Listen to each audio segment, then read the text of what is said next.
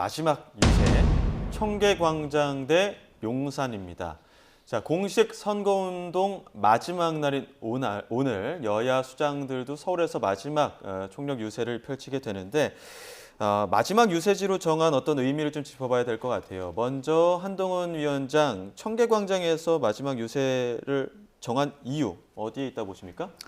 청계광장은 뭐 서울의 중심이라고 할 수 있고 그 이야기는 곧 대한민국의 중심이다. 그러니까 이제 미래를 내다보는 이번 총선의 의미를 생각해 본다면은 국민의힘을 지지해 달라라는 것이 집결돼서 어떤 상징적 의미로 이곳을 선택한 것이 아닌가라는 생각이 듭니다.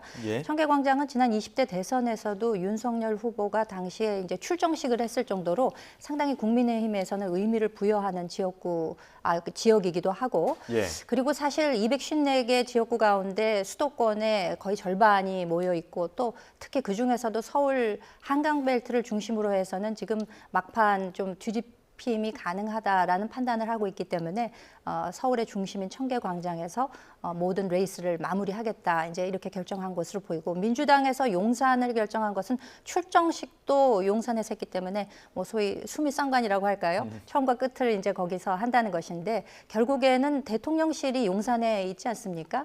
그에 대한 이제 상징적 의미를 부여하는 것이고 따라서 뭐 정치 1번지라고 하면 과거 청와대가 있던 종로구를 중심으로 했다면 이것이 이제 용산으로 옮겨온 것이 아닌가 그런 해석도 가능할 것 같습니다. 마지막 유세 현장 김수민 평론가 어떻게 좀 짚어보십니까? 네, 청계광장은 조금 대비가 되는 게 지난 대선 때 마지막 국민의힘 윤석열 후보의 유세 지역이 강남이었거든요. 근데 거기에 비해서는 조금 더 다양한 정치 성향과 또 세대적 성향을 갖고 있는 사람들이 나오는 곳이 아닌가. 청계광장을 그렇게 볼 수 있겠고 어떻게 보면 또 거꾸로 정치적 의미가 크지 않다고 볼 수도 있을 것 같아요. 여러 이제 부류의 사람들이 나와 있을 것이기 때문에 그런 장소를 고른 측면이 있겠고, 근데 반대로 민주당 쪽이 용산을 고른 것은 정치적인 의미가 굉장히 듬뿍 들어가 있는 것이죠. 대통령실이 존재를 하고 있는 쪽이 용산이기 때문에 뭐 민주당 입장에서의 어떤 뭐 이 장정의 드라마라고 했을 때 사실 정권으로 쳐들어가는 그림이고 이것을 이제 최종적으로 마지막 날에 퍼즐을 마지막에 맞추는 그런 이제 의도가 다분히 보이는 그런 유세 지역 선정이라고 봅니다. 이제 뭐 공식 선거 운동이 하루도 채 남지 않은 상황이기 때문에 이런 아이템 공방과 관련해서는 이게 변수라고 할 수 변수로 작용하지는 않겠습니다만 워낙 그 아이템 전쟁이 심하지 않았습니까? 대파부터 시작해서 일제 샴푸 이런 서로의 아킬레스건을 건드리는 좀 상징물들을 두고 선거 운동을 한 이 국면들은 좀 두 분 어떻게 해석하시는지요? 그래서 이제 대파를 민주당 분들 중에 상당히 많은 분들이 들고 흔드셨죠. 이게 대파 논란이 이렇게까지 올 것이냐. 그리고 선거 운동 기간에 대파를 이용해서 이와 같이 이제 여론을 호도하려고 하는 의도가 있었던 것이 아니냐.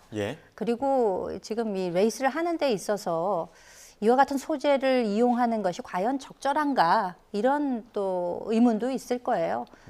사실상 이 대파 논란이라고 하는 것이 대통령이 물가에 대한 인식이 있는 것인가라는 본질적인 의미가 있다라고 생각을 해본다면 이것이 또 그 중앙선거관리위원회에서 투표소 내에 대파를 가지고 들어갈 수 없다라고 다시금 부각이 되면서 더 논란이 커진 모양새가 있는 것이거든요.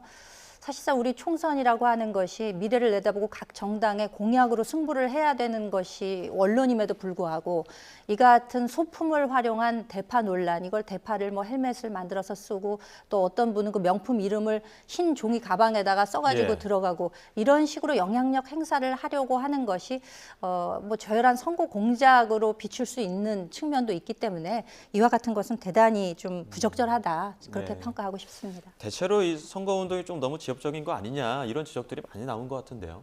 근데 뭐 대파든 샴푸든 간에 뭐 어느 정도의 의미들이 함축돼 있기 때문에 또 손에서 놓기는 또 어려웠던 것 같아요. 그리고 대파 논란은 사실은 이게 본질이 물가 하나가 아닙니다. 그러니까 총체적인 어떤 정부에 대한 불신 이런 것들이 있는데 마치 깨진 유리창처럼 가장 약한 고리가 물가. 그러니까 문재인 정부 때 부동산하고 비슷한 건데 그 점을 이제 파고드는 뭐 그런 전략을 한 것이고 샴푸는 샴푸대로 뭐 또 이조 심판론에 이런 근거로 또 쓰이는 그런 소품이 될 텐데 근데 저는 이런 소품들은 사실은 지지층을 결집하는 수준 효과에 머물 것이고 저는 선거 막판의 변수는 오히려 실수를 안 하는 것입니다. 뭘 예. 내세우거나 새로운 카드를 던지는 게 아니라 예. 실수를 안 하는 것이 중요할 것이다. 이렇게 보고 그리고 후보자나 정당 본인들의 움직임 이상으로 지지층의 움직임이 더 중요하다. 예, 전화를 돌리고 메시지를 돌려서 친구들과 가족들을 설득하고 있는가, 그리고 그 설득이 먹히고 있는가, 이런 부분이 이제 마지막 날에 가장 큰 변수가 아닌가 싶습니다. 예.